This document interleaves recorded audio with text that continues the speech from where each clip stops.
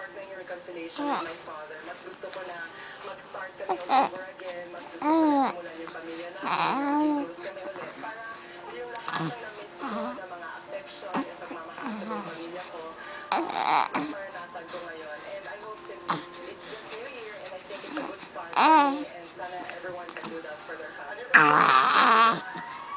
maraming mga ama, sa maraming mga anak, sa maraming mga magulang na hanggang ngayon ay natatakot pa rin magpakita ng kanilang affection. Good. Yung mensahe ko po sa lahat ng mga tao, hindi nakakahiya na magpakita ng pagmamahal sa inyong mga minamahal. Kailangan ng inyong mga minamahal sa panahon ng pag-iiyak, panahon ng kahirapan, panahon ng paghihirap. Kayo yung inaasahan ng pamilyang yun. At huwag kayong matakot na maging bukas sa inyong puso at ipakita yung inyong pagmamahal. May minamahal ka? Do you have a boyfriend?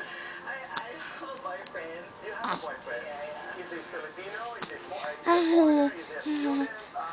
Give us a profile. Filipino siya. He's from Pangalatok siya from gaano na natagal? Magpa 5 years na hanggang. Nanonood siya. Anong nais mo sabihin sa kanya? Itago natin siya sa pangalang Papa Jay. Say, go ahead. This is love, love, love. Okay.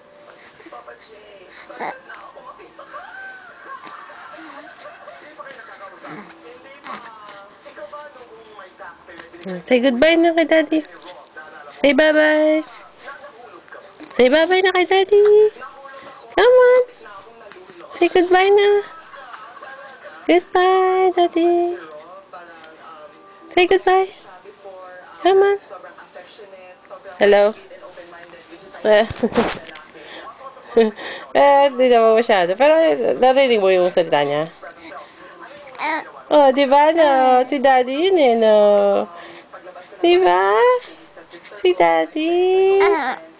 Oo, no. Kanina talaga, ngiti siya ng ngiti eh. Oh, kakatawa sa akin, hindi ko nakuha na. Oo, no. Daddy yun eh. Miss mo na si Daddy? Miss mo na si Daddy? Ha? Nanonood ako ng si Cherise lang.